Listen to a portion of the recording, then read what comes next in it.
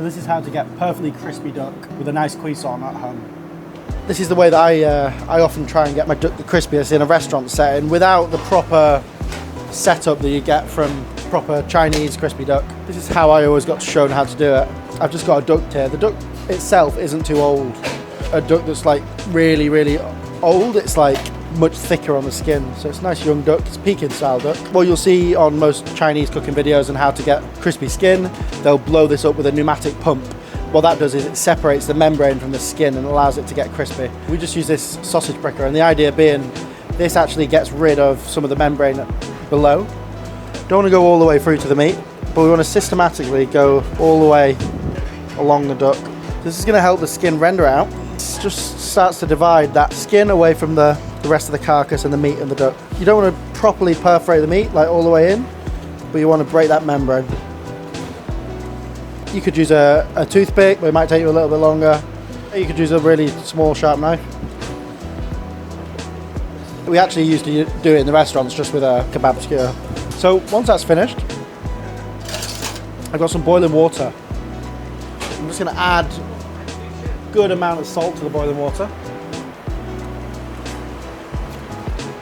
I'm just going to dip it in, crown side down, for about 30 seconds. So what this is going to do is just going to start rendering out the fat from the bird, basically weakening the membrane below the skin, so that when you whack it in a nice hot oven, it's going to start to get super, super crispy. Kills any bacteria that's inside the bird as well, so it's slightly more hygienic when we dry age it. And then into ice water. This is just really to stop the bird from cooking whilst we do this process. And then one more time. And out we go. Just be careful of the water that comes out the cavity, you can burn your hand. So, and it should feel nice and soft, like nice and sort of like it's almost started to cook. My little hack is just dry this off and then whack it into a container with lots of coarse salt. And I whack my duck skin side down and I just coat it. And I'll leave that now for 24 hours on the cure. So this is one that I've got that I made yesterday. I'm just going to wash off the salt. So there we go. What we've got is, you can see, you can almost feel it. It's super dry, waxy. What you can do now is you can just start from the bottom and just gently score from the spine and then all the way around. Scoring will just further release the skin and the membrane around the skin, and it'll allow the fat to render out more quickly, which will give you a crispier bird at the end. You really don't need to go too far, so if you can see really closely here, I'm just going into the layer, not into the bottom membrane. That's going to protect the meat whilst it cooks. And I'm basically doing this incredibly lightly. I'm pretty much letting the knife do the work. Skin is nowhere near as tough because it's been broken down by the blanching process and by the curing process. And what we're not going to do now is season it, because it's got plenty of salt in that skin anyway from where it's been curing overnight. And then we're going to roast it. We're going to start it super high. So this is really important. I'm going to start it at 200 degrees. I'll turn it down after the initial 6-minute cook. So 200 for 6 minutes, then we're going to turn it down to 140 just to allow the meat to come up to temperature, and then we'll rest.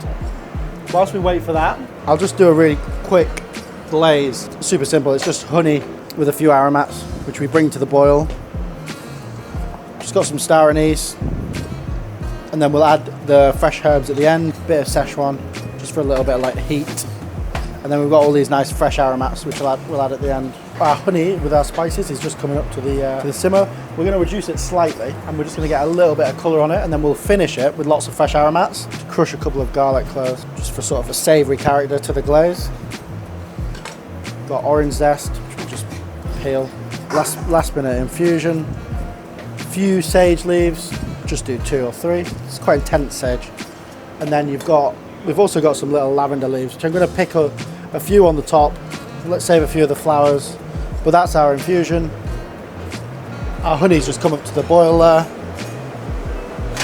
You can really smell the Star Anise already. It's quite a strong flavour. About 3 or 4 minutes into the cooking process.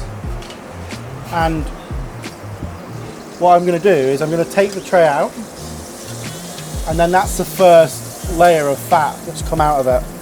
And I've just caught that on a tray underneath, but I'm going to now transfer that into my pan. I'm going to let the duck rest on the rack and continue the cooking process. So another 4 minutes left on the cooking there. So we're just looking for that to brown a little bit, but not too much. Whack our aromats in there. So orange, sage, lavender as well. It's important that you don't overcook the honey because it's going to go back onto the duck to sort of finish the cooking process. So it'll get a little bit darker than this. But if you don't do the stage of cooking it first, it won't stick to the duck breast whilst it's in the oven. One thing I've always found about duck, people eat it out a lot. It's one of those things I think people don't tend to want to cook at home because they think it's a bit too much of a challenge. I mean, the reality is this method, I suppose it's a little bit long-winded, but it's quite readily available. You can get duck from most supermarkets in some form or another. But yeah, it's one of those things. It's a challenge, you know. People don't necessarily want to mess it up at home. So this is nice and thick now, which is good.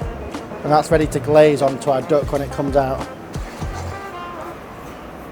And this is what we're looking for. So we don't want to ever sacrifice the cooking of the duck for the crisp, but you can see before it's even finished, it's got a really, really beautiful crispy skin. This is a really satisfying bit, but we've got our duck fat that's been rendering out.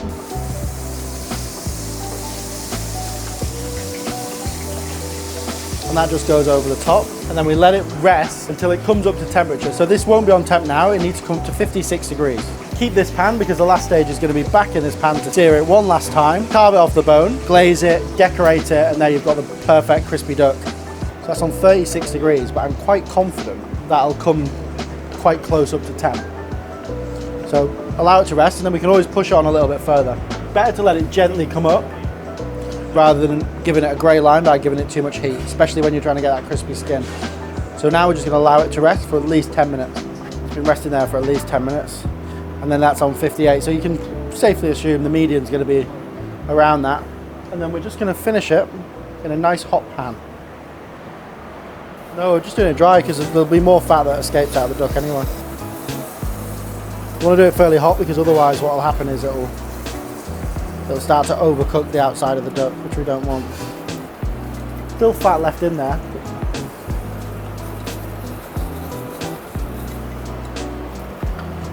And then any fat left over from that process,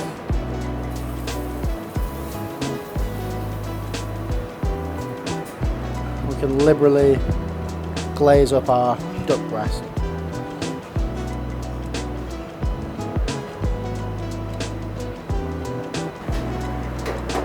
Rested for a little bit longer, and I've just finished it under the grill, giving it that final layer of crunch and crust to it. It's a really nice way to do it. You can just present it by just laying some little lavender leaves on it. You could just use a few rosemary leaves. This is if you were taking this to the table on a Sunday roast before you're carving it up for your family. So there we go. That's it. It's finished glazed duck with a beautifully crispy skin. Just go around the rib cage.